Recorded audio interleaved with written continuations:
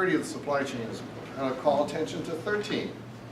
No state should conduct or support ICT-enabled theft of intellectual property, trade secrets, or other confidential business information for commercial gain. I signal this one because it is one of those several norms which Presidents Obama and Xi negotiated, and both sides accepted it.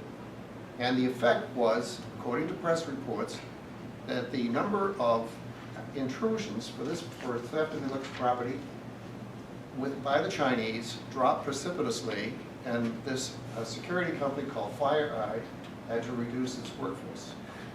So it's working. Number 15, states, and this is one I have a particular passion for myself, states should collaborate on research and development on security, privacy, and resilience. What am I saying? What does this say? I interpret this as follows. We'd all be safer if we could raise the level of security globally. If we can get all the script kiddies, the amateur hackers out of the system by making our systems more secure. You'll never achieve perfect security, but if you can elevate the level of security, the overall effect will be that we'll be able to focus on those organizations that are really criminal or those state organizations that are really dangerous.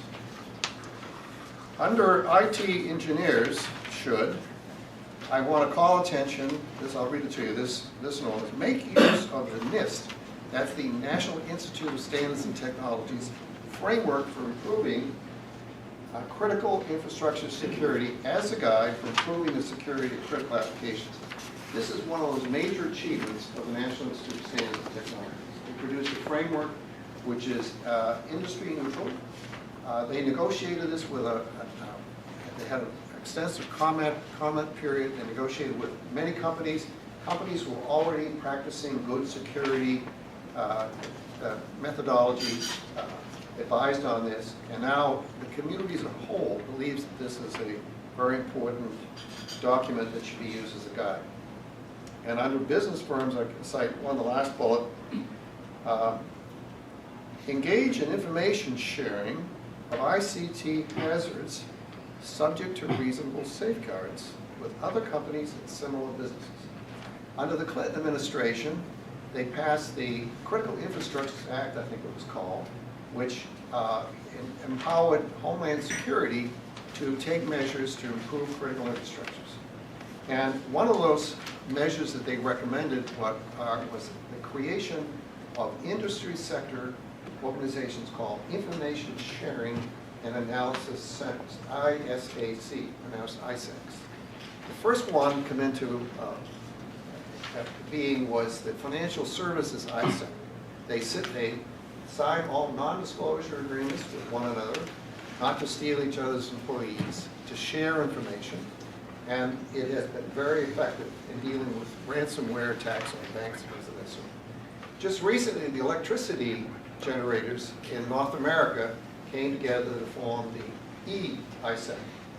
And I had become familiar with that industry a few years back when I was being considered for the board of one of the organizations. And I found them to be very resistant to taking steps to make the grid more robust against cyber attacks. That's changed now. That's for the better. Under educators, influences, and institutions, I want to highlight the second bullet. Ensure that IT engineers are taught the skills necessary to produce safe, reliable, and secure ICT products and services.